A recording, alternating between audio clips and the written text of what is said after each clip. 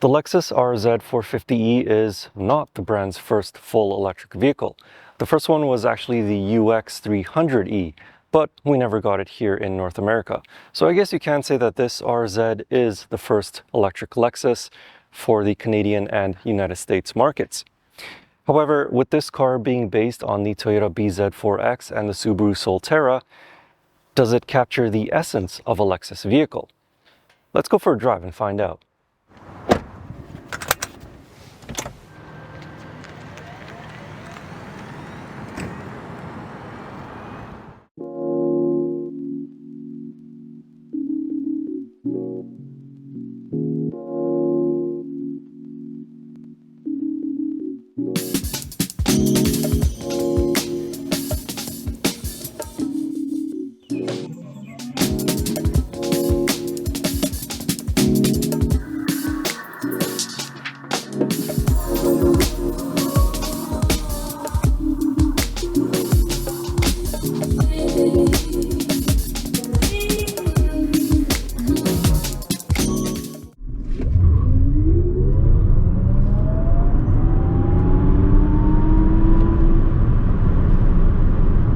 One of the first things that you'll notice as soon as you start driving the Lexus RZ450e is how much more it feels like a regular gasoline-powered Lexus rather than an electric Lexus.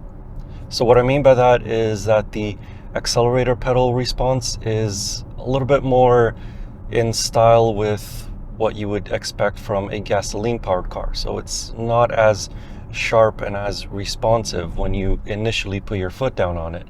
There's lag built into it, and that's on purpose. The engineers wanted this car to feel more like a traditional, again, gasoline-powered Lexus. They don't want to take away from that aura of a Lexus vehicle. Now, having said that, as soon as you bury your foot on that accelerator pedal, then this car really gets going. It has two electric motors to make an all-wheel drive system, but interestingly, the front electric motor is almost twice as powerful as the rear electric motor. Combined, they produce 308 horsepower and 320 pound-feet of torque. And with the more powerful electric motor being in the front, as soon as you put your foot down, you do feel a little bit of torque steer in the steering wheel. That is, the steering wheel actually moving a little bit left and right due to the torque of the electric motor. It's not too extreme, but it's something for you to be aware of every time that you bury your right foot. Don't confuse this car for something like a Porsche Taycan, for example, because around corners, this car is not meant to be a sporty driving type of electric vehicle. This RZ450e is much more happy being in city traffic, so going from stoplight to stoplight. Also, this is not a long-distance family road trip type of vehicle. You can do it, of course. It's just that you're going to be stopping at charging stations a little bit more often than you would in, say, the Porsche Taycan.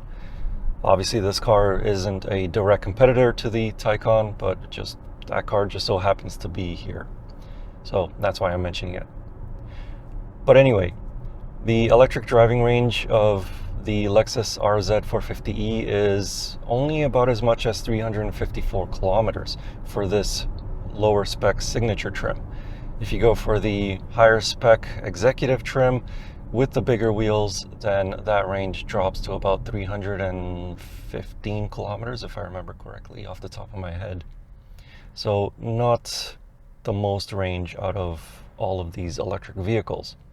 But again, this car is focused more as a city type of electric vehicle. So in a city environment, that range is more than enough. You can easily go to work, drive back home, and also do the grocery shopping all in one charge, and still have a lot more charge left over. Additionally, this electric powertrain is actually quite efficient from what I've noticed. Normally when I drive electric vehicles, I'm averaging about 19 to 21 kilowatt hours per 100 kilometers. So far, in the 250 kilometers that I've been driving this RZ450e, I'm averaging about 16.2 to about 16.5 kilowatt hours per 100 kilometers. So this electric Lexus definitely makes the most out of its short range. Some of its efficiency is down to the regenerative braking. It unfortunately does not have a one-pedal drive mode like many other EVs, but in the maximum regen braking mode, it will slow down the car by quite a bit. But for the last little 15 or so kilometers an hour to actually bring the car to a complete stop, you need to use the brake pedal. But when you do need to use the brake pedal, it's nice and smooth. You don't notice that transition from regen braking to the physical brake discs, and they have plenty of stopping force to bring the car to a complete stop in emergency situations. So although the RZ450e is an electric vehicle, the driving dynamics are definitely closer to a traditional gasoline-powered Lexus vehicle. However, one of the biggest benefits to having electric powertrain is the added quietness and smoothness, and most importantly, comfort, which is what a Lexus is all about.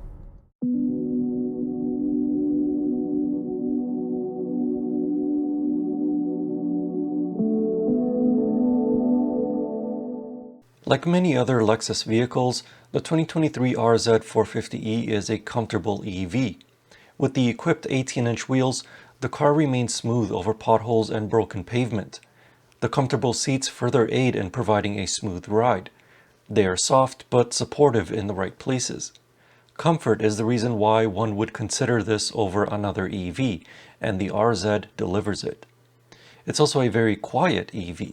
The transition to an electric powertrain is a huge benefit to luxury vehicles like this one. Without the engine, transmission, and drive shafts, there are no vibrations to be transmitted into your fingertips and bum. It's like being on an Airbus A380.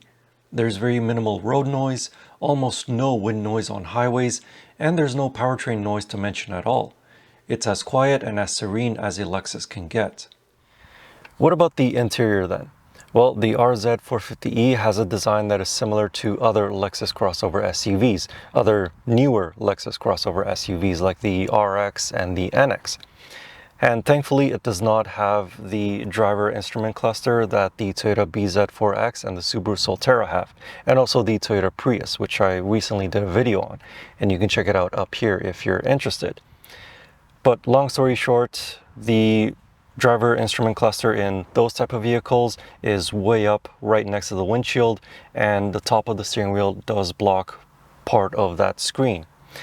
However, in the RZ, they could have incorporated that style of design, because later on it will have a yoke steering wheel. And in case you don't know what a yoke steering wheel is, it's one of those steering wheels that you see in race cars where it forces you to keep your hands at the 9 and 3 position because there's nothing at the top and there's nothing at the bottom. So again, in this car, it could have worked, but thankfully the engineers and the designers decided to stick with a more traditional dashboard layout. And that yoke steering wheel will be an optional extra. It's not going to be standard like how it was in some Tesla models. But anyway, as I said, the rest of the interior is very similar to other Lexus vehicles. So same driver display, same climate control, same 14-inch touchscreen display. The only difference is right here on the center console with the shifter. But everything else is the same, even the armrest where you can open it from either side. One interesting design feature or lack of feature that the Lexus RZ doesn't have is a traditional glove box. And that's because on the top spec trim, and I think also with the luxury package on the signature trim, I have to double check, I'm not sure, but it has radiant panels right here and also right here for the driver. And what this does is it radiates heat onto your knees. Pretty cool design feature, and that's why it doesn't have the traditional glove box. And also one other thing that it doesn't have, which I find a little bit annoying, and I mentioned this in my Lexus RX video, which you can check out up here if you're interested, is the lack of a dedicated drive mode button. Just like in the RX, if you want to change drive modes, you have to click on this button on the infotainment system, and then if the drive mode is not in the frequently used portion of the infotainment, then you have to swipe and then select it. It was much nicer in the Lexus NX, where it does have a dedicated drive mode knob. As for interior space in the Lexus RZ, plenty of it up here in the front, plenty of legroom, plenty of headroom. I can move the seat further back, I can raise it, and I even have really good visibility out the sides, front, and out the back. So let's go check out the back seats now. Back here, the RZ450e has a lot of space for the rear occupants. So with this seat in my tall driving position, I am above average in height at 6'4". I fit behind myself just fine. Plenty of leg space, plenty of space for my feet, even though this seat is in its lowest position. And I have plenty of space for my head. My hair is nowhere near touching the headliner. Additionally, these seats, they do recline, albeit a little bit, but it is something. You also get a couple of USB-C ports back here, a 12-volt power outlet, and a couple of air vents, although this car does not have a 3-zone climate control. And the cup holders are in the armrest. The only thing is, the opening, when the door is all the way opened, isn't all that big. So if you're loading a car seat, it might be a little bit difficult compared to other crossover SUVs. But all in all, tons of space in the RZ450e for passengers. The trunk accommodates 966 liters of space in the signature trim, and it increases slightly in the executive trim to 988 liters. Unlike European rivals, the rear seats fold down 60/40 instead of 40/20/40, and there's a little bit of storage underneath the floor for small items or the charging cable. This base trim does not have a power liftgate, and there's no other storage underneath the hood.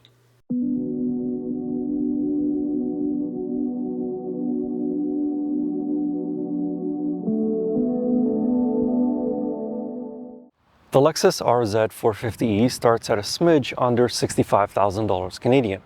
At that price point, it is eligible for up to $4,000 in rebates, but that's for us here in British Columbia. It might be different for you in your region, so check your dealer for details. Additionally, a lot of its competitors have lower starting prices. Things like the Volvo C40 Recharge, the Audi Q8 e-tron, and the Tesla Model Y rear-wheel drive all start at around $60,000 Canadian. Furthermore, those cars are eligible for up to $9,000 in rebates, again for us here in British Columbia. So the RZ450e does cost a little bit more money than its closest competitors. At least for the higher starting price, the 2023 Lexus RZ450e has most of the features that one would want from a luxury vehicle.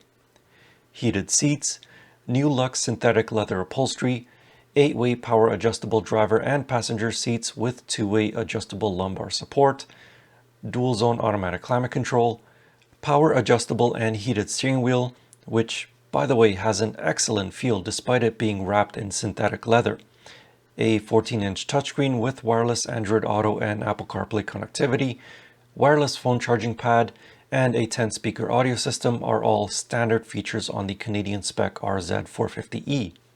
This signature trim can be optioned with the luxury package for $8,600 Canadian, which adds features such as surround view cameras, ventilated front seats, panoramic moonroof, power liftgates, radiant front knee heaters that I mentioned earlier, and 20-inch wheels among a few other safety-related features.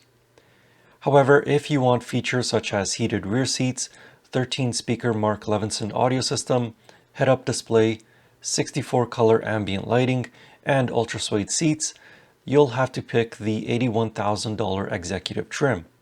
Of course, the packages and individual options that I mentioned are different between the Canadian spec and the American spec. So does the RZ450e capture the essence of a Lexus vehicle? It does. It's quiet, it's smooth, and it feels luxurious. All characteristics of a Lexus, which are now further enhanced by the fact that it is an EV. Is this an EV for everyone? No, it's not. There are less expensive and longer range EVs out there. This is a car for city dwellers and for those that want the Lexus experience but with more quietness, more smoothness, and still the same Lexus luxury. Sorry, I sounded like an ad at the very end there. I didn't mean to do that. Anyway, if you'd like to know more about the Lexus RZ450e, I have a written review with a few more details about it over on my website. You can find that link in the video description or click on the pop-up banner right up here. And as always, I will see you in the next car or truck or most likely another SUV. Anyway, thank you for watching. I hope you enjoyed this video. See you in the next one.